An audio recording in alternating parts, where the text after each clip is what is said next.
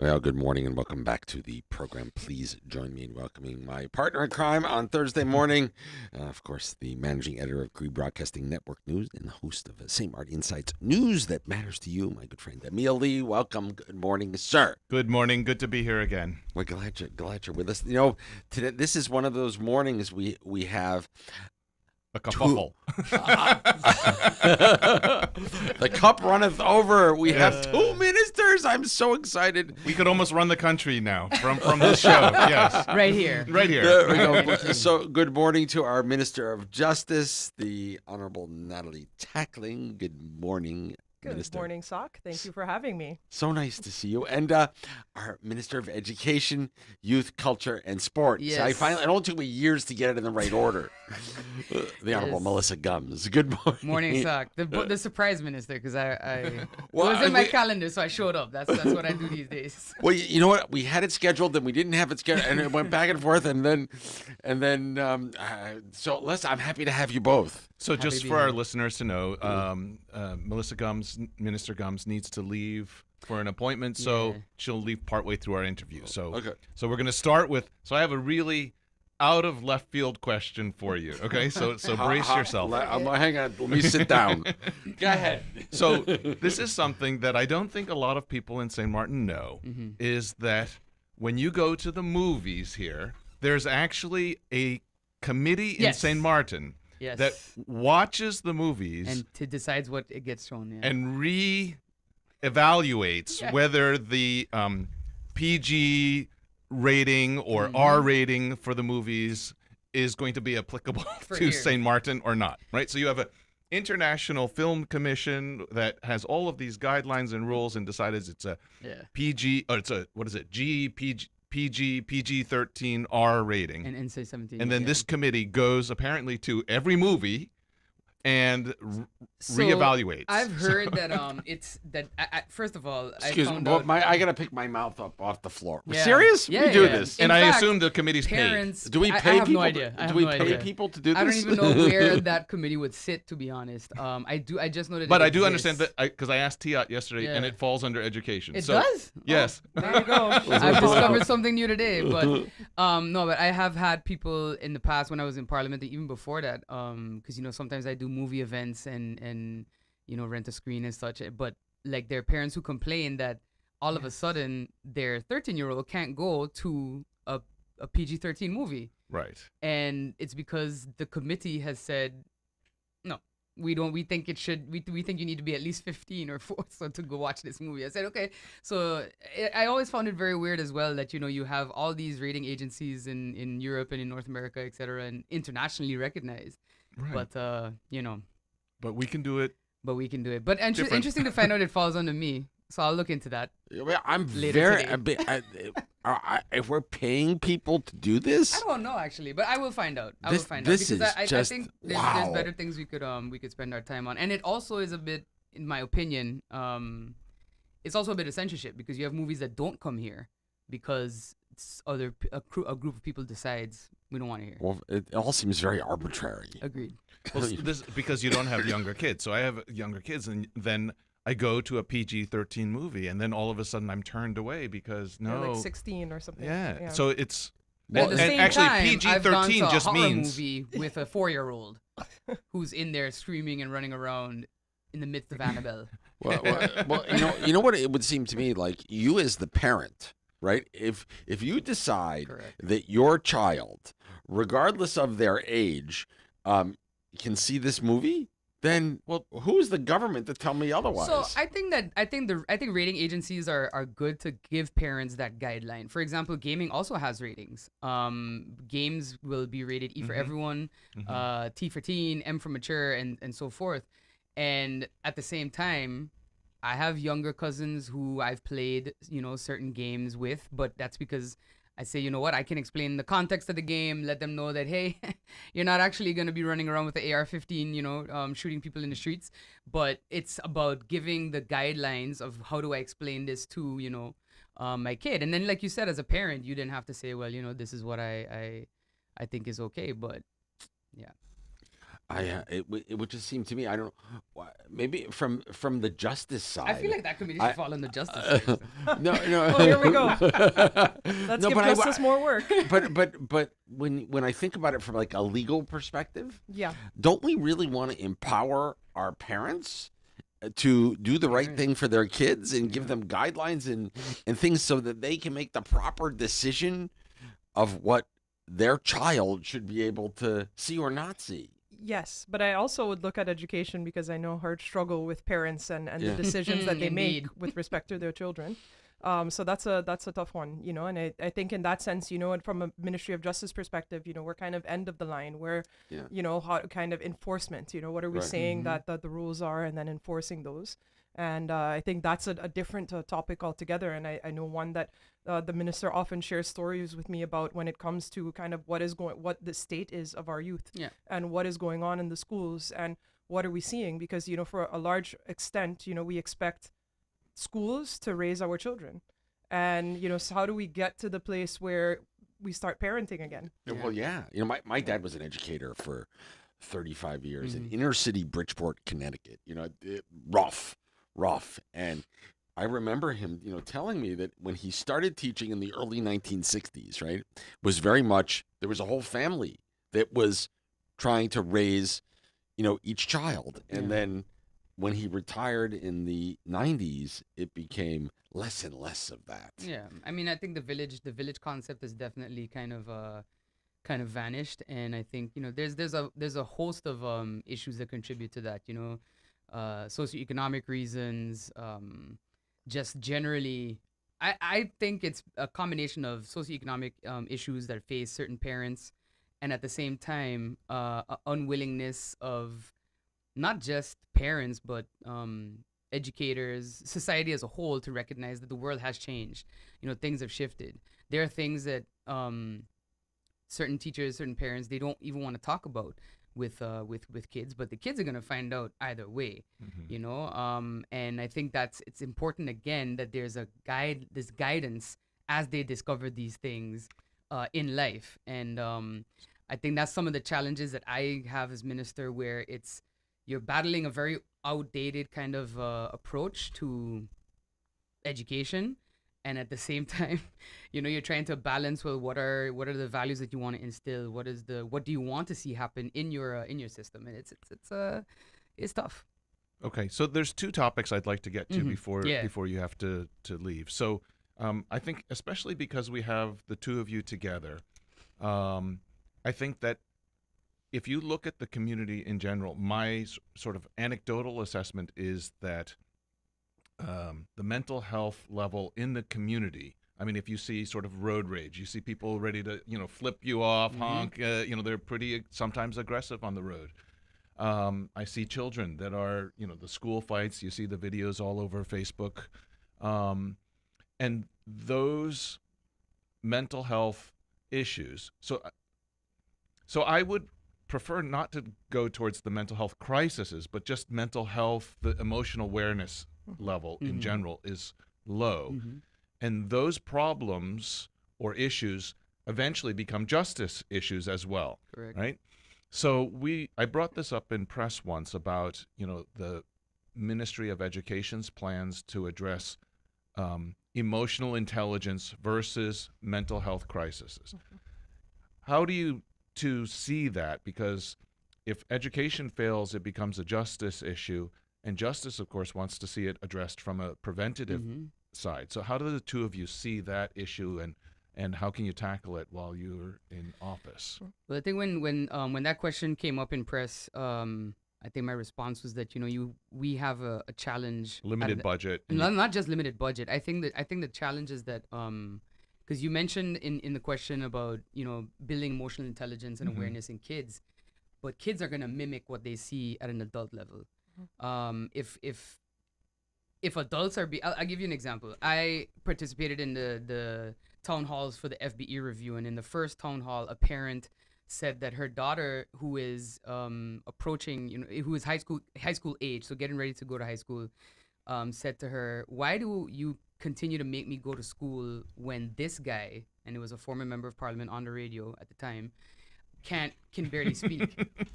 can barely speak, and that is where we're at right now, where our behavior and how the standard that we operate or hold ourselves to and operate at is what kids are like. All right, then what I have to bother? But So you do if have to- they see adults behaving in a certain way, adults that are emotionally unaware, adults that are not in tune. You have adults that don't even think kids have a right to emotions. But So you all have to of that break kinda, the cycle Yeah, somewhere. you definitely do. So that's why I always talk about everything. I never put things on any one particular group. Certainly not students. When people come and say, "Yeah, these kids are fighting," I said, "Well, who are they imitating?" That's learned behavior. But sometimes, and you see it, sometimes you teach children, for example, about not littering, not throwing Yeah. garbage out the window, and actually they're the ones who bring that to the parents and say, Yo, look, mom, dad, you can't do that. That's not okay. And the one area that I see us having a struggle with that is actually in raising the emotional awareness level, and mainly because it's a very Caribbean thing to think that kids don't have a right to emotions. So what's this your is plan a to challenge tackle it? in every island, I have to say, because when I traveled to St. Lucia in May for the Caribbean Safe School Initiative, I listened to two youth representatives present what young people in St. Lucia would like to see locally and region wide, and all other ministers of education, obviously most 20 years older than I am, so from a different generation, immediately pulled back. You saw arms get folded, like, well, Body language, yeah. I don't know, like inclusiveness, progressive ideas. It's a little tough to sell that. So if that's the attitude that they're encountering, as for me, how do I plan to tackle it? Just to keep talking about it. We don't talk about a lot of things in St. Martin that need to be talked about out loud. Like, these just need to be vocalized. And in terms of my colleague, Minister Tackling, we've talked about how justice and education can partner up at that younger level to tackle it from the root, basically, whether it's building programs that incorporate sports, mental health development, emotional development, raising awareness of issues that impact are there them. programs for teachers to teach them how to teach emotional intelligence? Not as yet. Okay. Not as yet. So that would be a good start. Not as yet. I will do my best, but again, you get a lot of resistance, I think, culturally. Again, I've heard when we talk about ideas like the Convention on the Rights of the Child, which tomorrow I'll be I will be on the friend side discussing and speaking about this exact same topic. But I've heard parents and some educators say children don't have any rights. What? I don't, so at that point, we have a lot of work to do. And I think it's for everyone to kind of piggyback on it and just spread that message of, actually, emotional awareness, emotional intelligence is not a sign of weakness. It is a sign of strength. And it's something that we need if we're going to move forward collectively as a society. So. And I think to add to that, I can recall some friends of mine that had children going to CIA, and they were 5-6 years old, and they were given they did like meditations, like they would sit with themselves, and I remember like my friends joking about it, like one group of friends just being like, they're from the Balkans, they were like, why does my kid have to sit here meditating? This is ridiculous. But at the same time, that's the start. You start to kind of develop that awareness in children, and I think that's something that we're not seeing in other levels. And I think indeed you have to start with the kids and hope that works out there. And as the minister said, we're working through the Crime Fund together with education to see if we can launch a couple pilot programs in 2026, 2027, where with the right people, of course, that we're able to do a well-structured program where we would be able to capitalize on these things. And I too would hope, that at some point we get to curricula in the public schools and the semi-public schools as well, or the subsidized schools, that we get to the point where you do see kind of a little bit of that Montessori idea of sitting with yourself. And I have to say that we do have some spectacular teachers who are already in their own way putting these things into practice. On my school visits, I visited one of the subsidized schools and a couple of the public schools where certain teachers would have this one teacher at one of the subsidized schools had a student sitting on the floor. He was on a cushion. There was like a sheer curtain around him in like a corner by her desk. And I'm like, is he on timeout? She's like, no, he's just having a rough morning. That's the Zen corner. I said, oh, and for me, I'm like, I come from a time when you as a kid are not allowed to have a rough morning. You just have to show up and learn, math or reading or anything like that. And sometimes kids have, tough emotional days. My sister's godson and my godchild as well is like, sometimes they just don't want to talk. And I think we don't give them the space to actually be emotional beings, but they are emotional beings. They're human. So it's nice to see that happening. And I do think, as Minister Taklin said, I want to see that kind of become the norm, that you recognize that, everybody can have a bad day, and that you get to that point where teachers also are like, you know what, I just need a moment, and they're not taking out their bad day on, their students. I really struggle.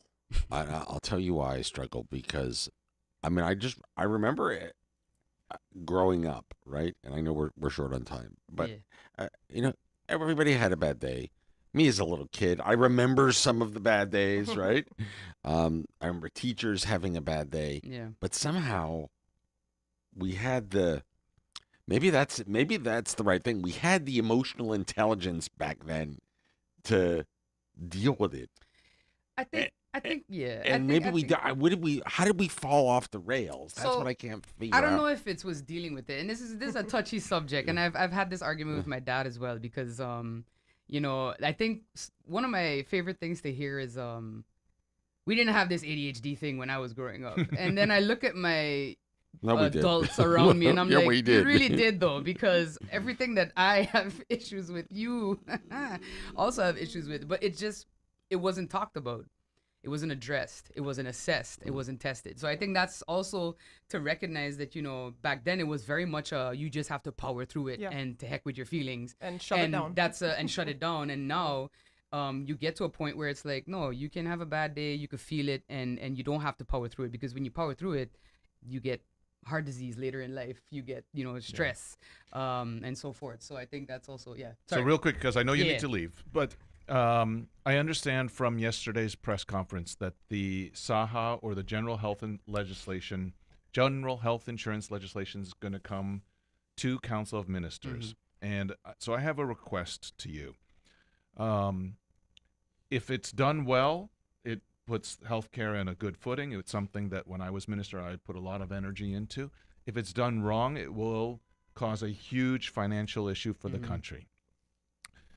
So when the legislation comes to Council of Ministers, the Council of Ministers needs to approve to send it to the Council of Advice, I believe, and then later needs to approve to send it to Parliament for debate. In my opinion, there's a difference between saying, okay, here's a bunch of papers that have come, and we approve for you to send it to Council of Advice or send it to Parliament for debate.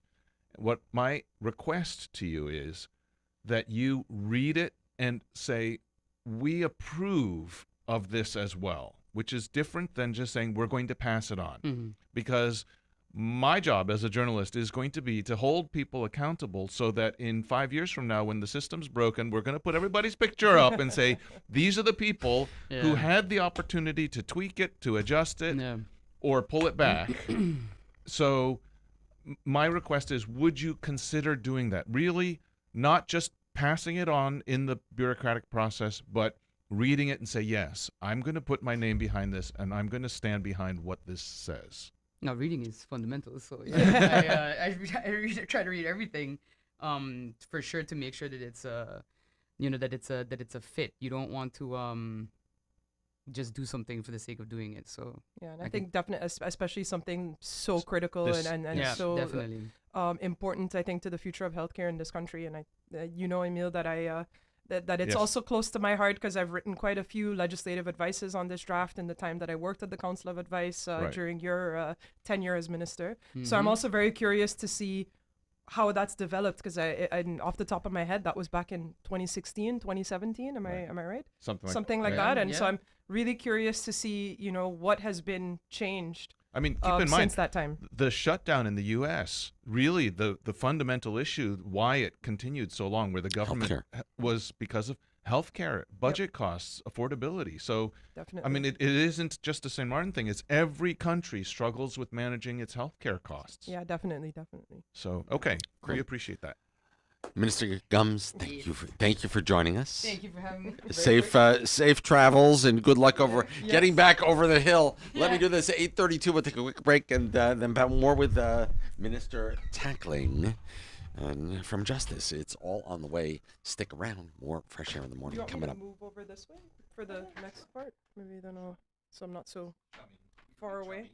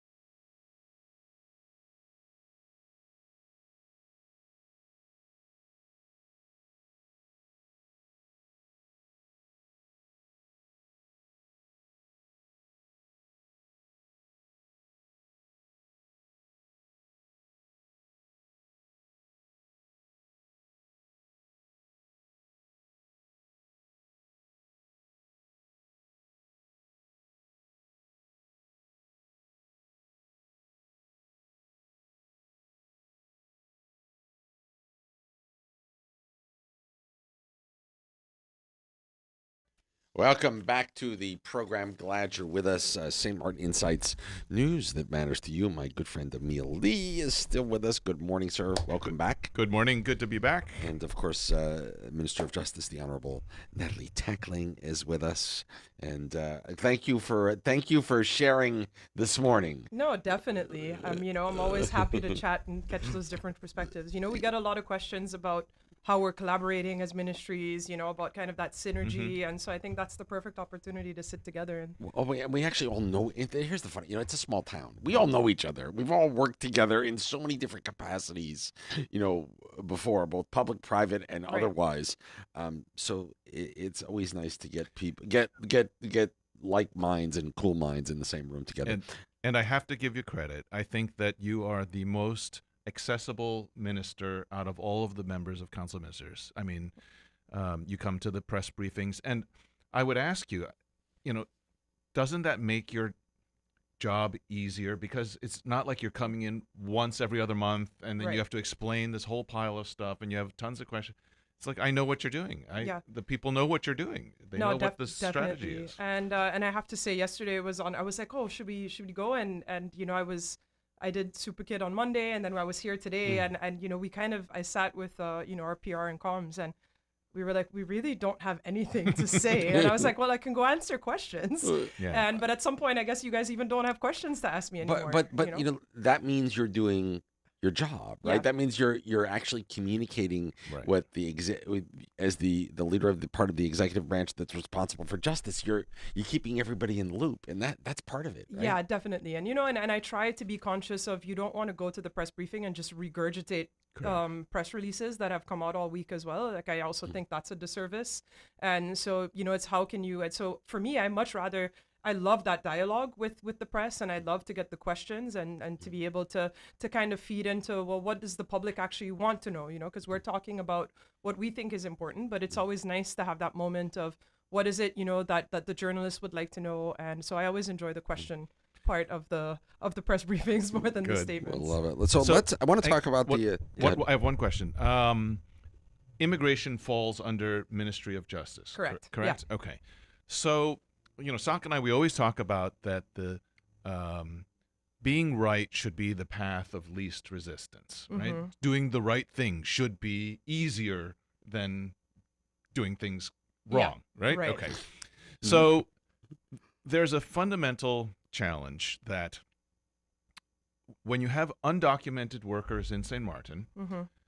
government, of course, wants to collect tax revenue, and they want you to register at SEDV, which is the right thing to do, Mhm. right? So if you have an undocumented worker, you're not only allowed to do that, you're encouraged to do that. Mhm. Okay.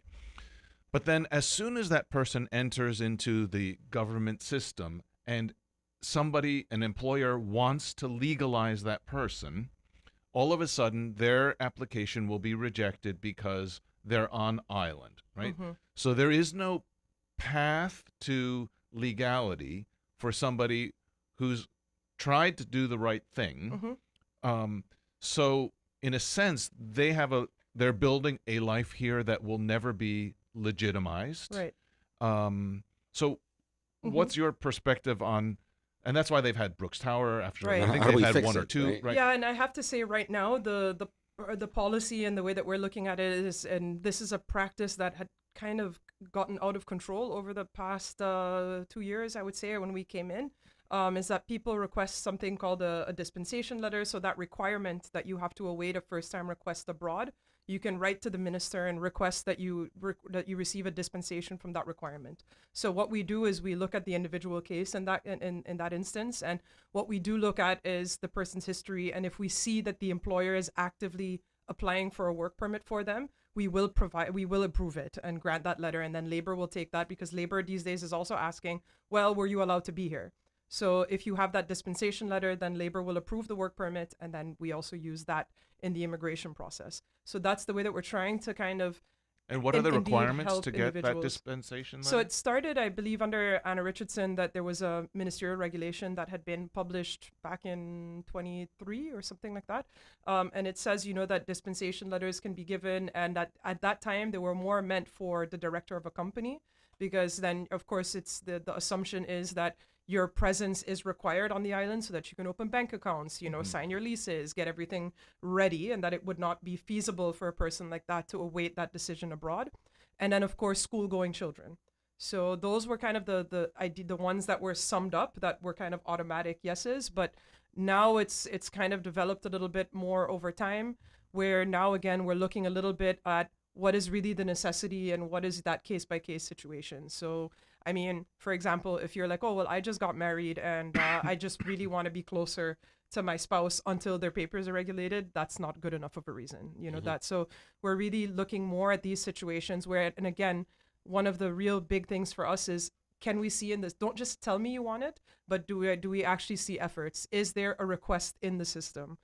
Is there a labor request pending? So if it's a lot of employers have come where they're like, hey, we want to legalize these people. We have put in the vacancy at labor. Here, we're ready to put in for the immigration, or they've already filed that immigration, the residency permit, awaiting approval of the work permit.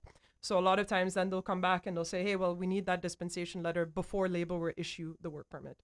So that's the way that we're looking at that. And again, it's really not just talk. Don't just tell me you're planning on doing it, but actually show that, that you've actually made an effort to And the to take those dispensation steps. letter allows them to be on the island while Correct. Okay. Yeah, so it'll kind of, like it's like a Band-Aid to fix kind of that issue that they had been here illegally. Because otherwise there would be a reason to say, well, you were not allowed to be here. You were here. I can see in my immigration system that you came in and never left. But in this case, then, we kind of And this is a process. remedy. Where do they start the process? At the justice office, or Yeah, is it really to the minister? So a letter is, they can book a letter in to the government building, to Div, that will then make its way over to the cabinet. But again, we're trying, or to immigration, who is then handling them and advises the minister on the situation. Okay. And but again, the idea of these were that they should be very limited, and it turned into, I will say, in the past, that it became a money-making scheme as well, with previous ministers and cabinets, and I don't know. And so you saw that those went from very few amounts to, we came in and there were like 2,000 of them. Wow. And then what you would see as well is that people would get this dispensation letter, and then they took that as like their passports to be on the island, and then they never regulated their papers. Followed up, right? So there is a time, typically they were issued for 8 weeks, and then you had, if you don't have an application in, you'll get it for 8 weeks, and then you have 8 weeks to initiate the process. If you do not initiate it within that time, then of course, then we say, well, then you have to leave the country. But to be honest, I think this is really good, because this is addressing that structural issue of, let's legalize people. Let's do the right thing. It's common sense, right? Yeah. We're taking a very common sense approach. I like it. that, and it shouldn't be so difficult, right? Yeah. It should be easy. If you're here and you're contributing and you're trying, right? It doesn't make sense for us to make you leave to come back. And then at least if the work permit's rejected, the person knows, look, my options here are limited. If I really want to have a stable life, I should go somewhere else. At least they have clarity how to move forward. Definitely. Let me do this. 8:45. We'll be right back. I want to get to the detention sector reform program, because I have some interesting ideas. Oh, here we go. I think I might have a way Yeah. that we could take a whole bunch of us that could be some potential role models and help. Awesome. So I'm curious, but I'd love to know your thoughts. It is 8:45. We'll be right back.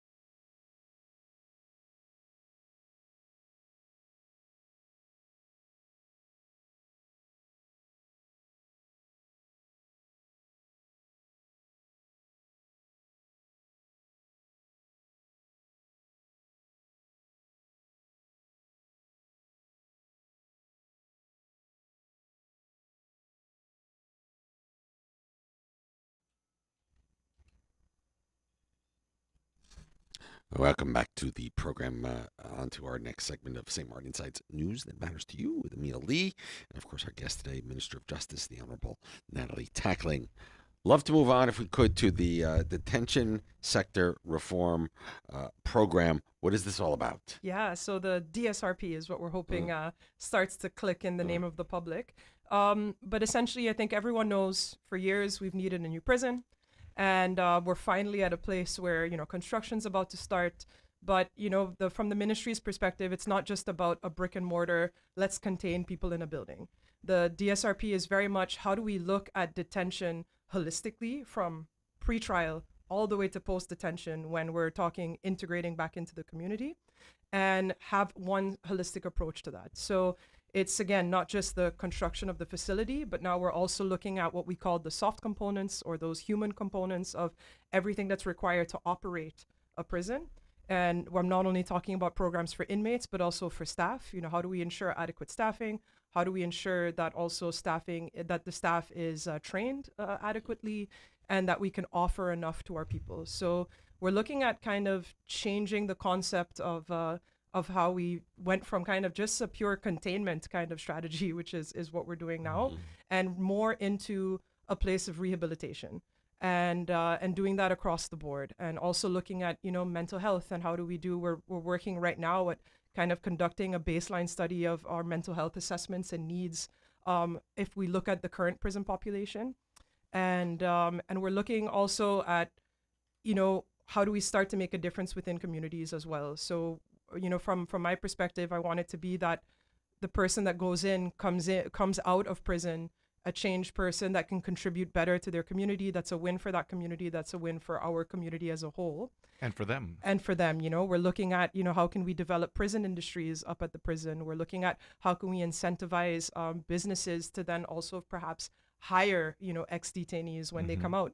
And so it's a really broad program. We're starting right now where we're focusing at what can we offer on the short term. So to our current inmate population, that we can't, expect to wait for the construction to be finalized, but that we can start to kind of make steps right now to do something for those guys as well. So the soft components you're hoping to start already parallel to the physical construction process. Yes. That's great. So actually we have as implementation partner the UNODC, which is the UN Office on Drugs and Crime, and this is kind of their wheelhouse and specialization.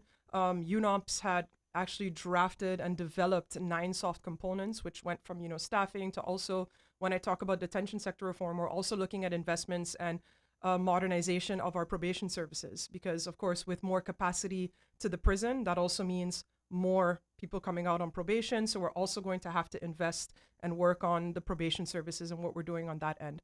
We're also looking at this broader detention sector reform at alternatives to detention as well.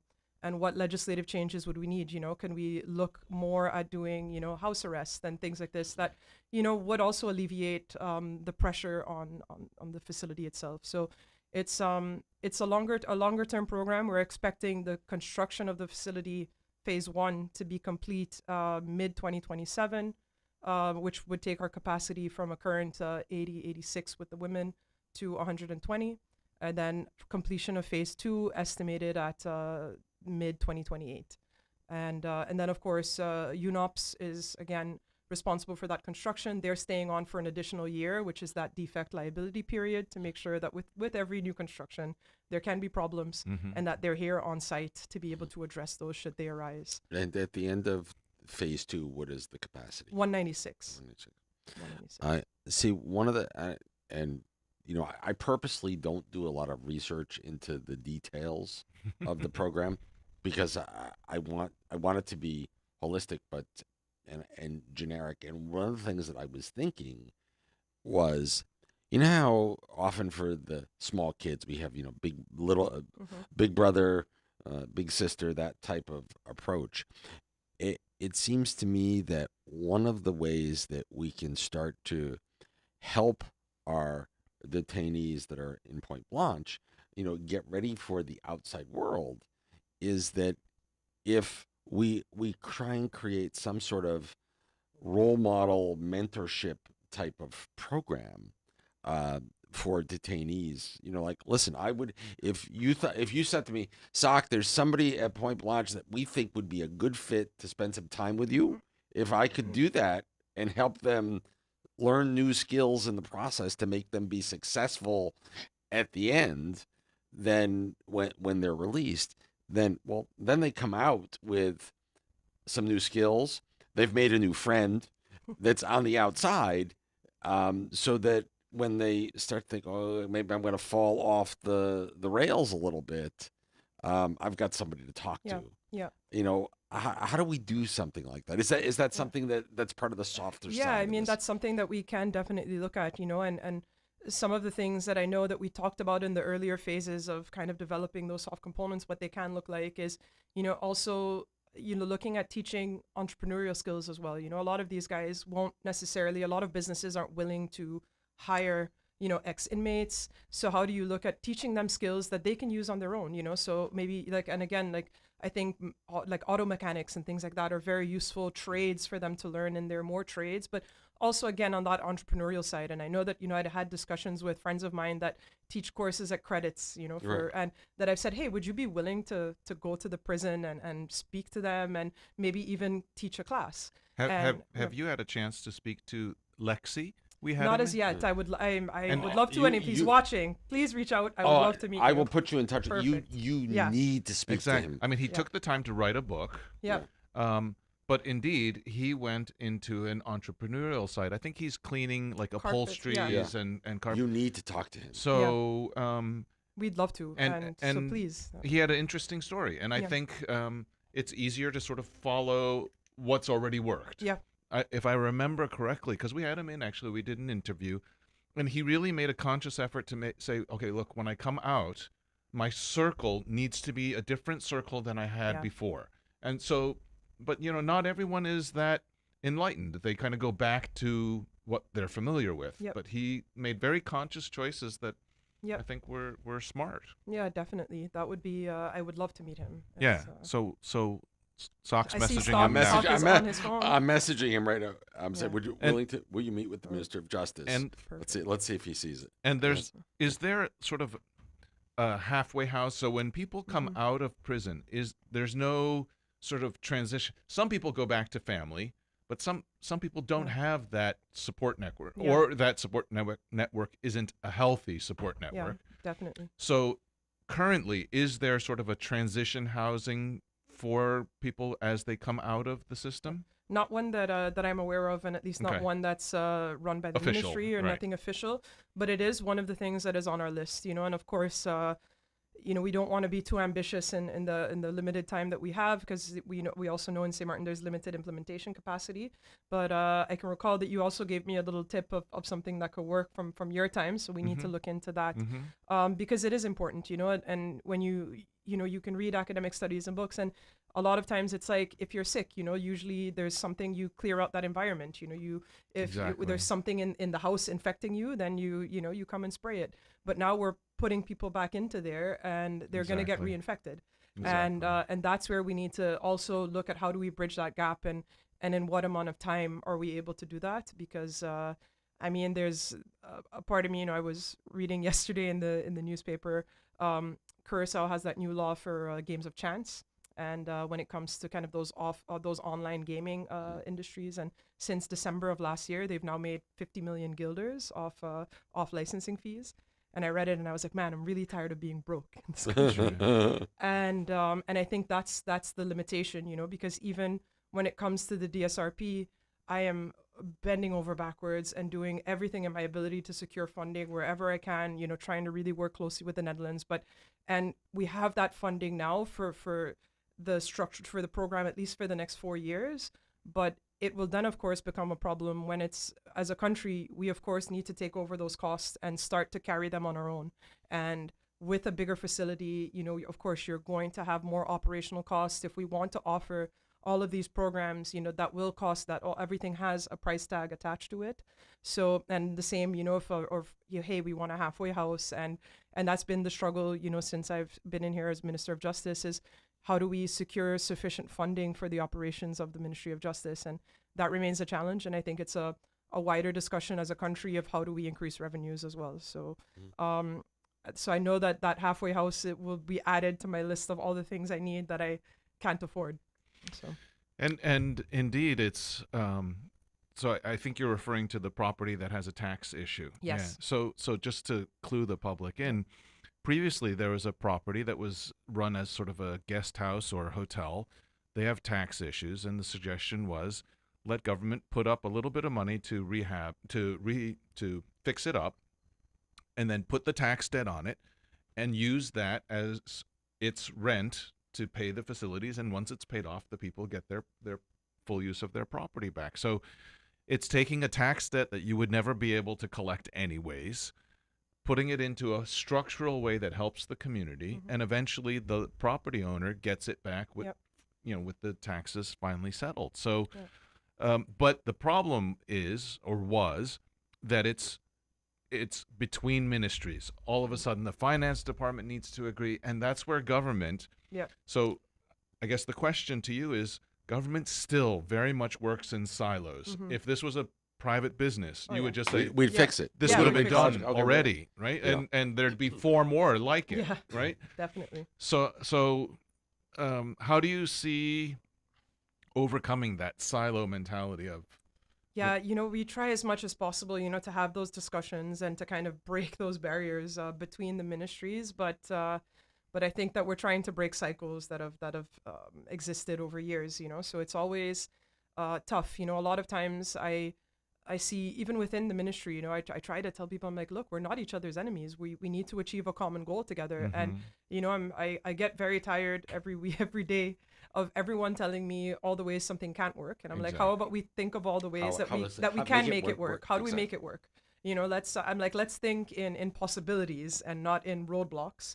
And I think that we're trying to get there, where I'm like, hey, at the end of the day, we're all doing this together for each other, for the community, and we're service providers. And so 100%. for the public to understand, for example, when you make decisions as a minister, you need to write an advice. That advice has to go to the finance department and has to go to the legal department for their comments before it goes to the Council of Ministers to actually get voted on. And indeed, very often it is looked at with the perspective of why this can't happen versus how do we make this happen. So and I mean, like, I've seen, though, however, some of the ministry, we've been much more hands-on, where I tell people, I'm like, these emails that I see flying back and forth, this is not going to solve the issue. Right. Why don't let's put everyone together at a table and let's discuss how we're going to figure this out. Or maybe if we sit and talk, then we will understand each other. Because I can see, if I read email A and email B, that you're not that there's a disconnect. And I'm like, we'll be a week further after you guys have finished, shooting back and forth via emails versus if we just schedule a meeting and we discuss a way forward and how we're going to work on it. So it's tough. It sounds to me very simple, but it's tough to get executed in practice. And of course, like, everyone has their, role within the government apparatus, right? You have those checks and balances, but sometimes I think maybe they could be a little more productive in stances. Without a doubt. Yeah. Without a doubt. The DSRP, the Detention Sector Reform Program, we're very excited to and congratulations. Yeah, It's- thank you. It's a It's a structural Yeah. step forward. step in the right direction. And and I really what I'm really trying to emphasize, and what we're really trying to do here with this program also is, we've seen so many examples over time where, as a country, we do things because our big brother tells us that we have to do it, or or something's going to happen. And this project started in the same way. When 2018, there was a court verdict at the European Court of Human Rights. The Dutch Kingdom was embarrassed by that verdict, and which led to the Dutch financing this project. But I'm like, but we can go 2 ways about it. We can look at just taking the money and building it because we've been told we have to build it, or we can really take ownership of it and try to create a project for this country that is our vision and what we want. And that's really what we're doing. We have implementing partners through UNOPS and UNODC, but they're carrying out, my vision, the ministry's vision of what we want to see for the country. And I think that that's something that I would love to see us do more of. And it's why, we're really trying to put this message out of, this is a project for St. Martin by St. Martin, very much. Brilliant. Very good. Brilliant. And I heard back from Lexi. He's Yes. he's at university in a class. Oh, Wow. wow. Nice. This morning, I said, Nice. call, and he's like, I'm in class. I can't. I'm in university right now. Oh, he's taking a class. Yeah. Oh, good And for he, him. Awesome. he See? said tomorrow I finish Nice. at 10 a.m. Perfect. So So otherwise, I'll get his number from you. I will share his number with you, Perfect. and then I'll send tomorrow him a after text. yeah, Awesome. he would be one of the perfect people. I mean, I'd love to be involved Your and do this, poster but, child. but I'm not the right poster child for this. But he is. Awesome. For sure. He's a rock star. You will enjoy talking to him. I am excited. Yeah, Yeah. good stuff. Good stuff. Always. Thank you so much. Thank you, guys. And of course, our Minister of Justice, the Honorable Natalie Tackling. Always a pleasure to have you. Thank you for coming in. Of course, our host of St. Martin Insights News that matters to you, Emil Lee. Thank you, sir. Thanks. Always enjoy it. Always. We will talk there. So next week is Thursday. It is U.S. Thanksgiving. So we're going to, we're not doing a traditional news show next week because we do the annual Thanksgiving show, but we'll drag a meal in remotely for sure. And let's see. Let me do this. It is 9:05. I'm way late. Your marine and tropical weather update is on the way in just a moment. Brought to you by K Beach Club and Restaurant. K like character. As soon as they get ready to reopen, we'll let you know.